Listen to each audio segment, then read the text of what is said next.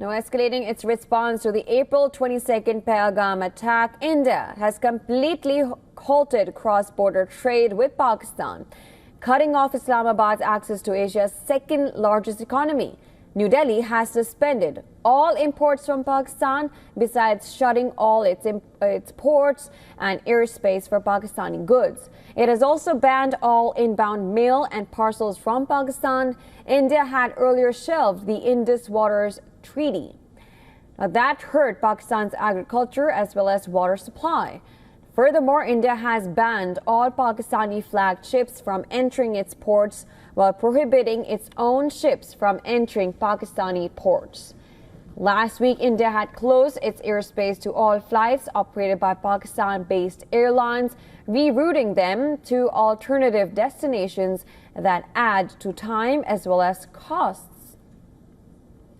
In the April 2024-January 2025 period, India exports to Pakistan stood at about $500 million, while imports totaled to just $0.42 million. The present import ban is expected to impact several Pakistani sectors, with several Pakistani industries relying heavily on specific Indian imports. The current ban impacts trade mainly in Pakistani sectors of pharmaceuticals, chemicals, sugar, and auto parts.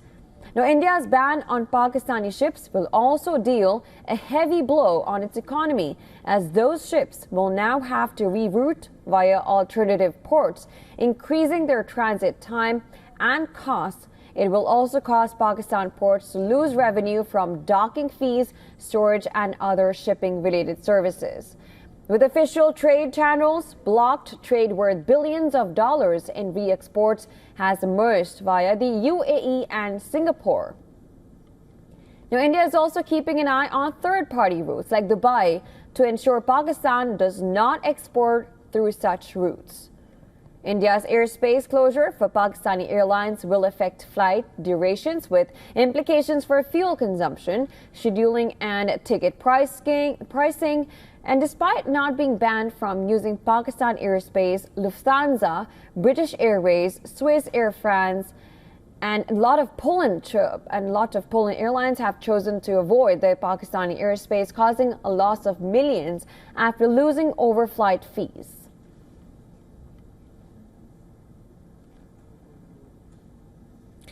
Well, to discuss more, we were earlier joined by Jayant Krishna, who is a senior fellow at the Center for Strategic and International Studies. Now, we asked him about the impact of India's economic strikes on Pakistan. Now, here's what he thought. Pakistan's economy, as you said, is in shambles, an absolute shambles. And, these moves from India would only worsen it.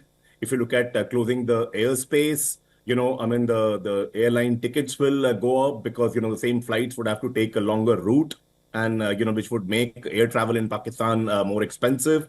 If you look at, the water stoppage and so on and so forth, India not honoring some of the water treaties, I think, almost 23% of Pakistan's economy comes from agriculture, and, that sector would also be impacted.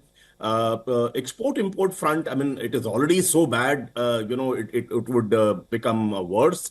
If you look at, India exports almost $44 billion worth of, pharmaceuticals, fertilizers and products like these to Pakistan. And, exports from Pakistan to India are very, very minuscule, almost just about $4 billion, So I think Pakistan has much to lose.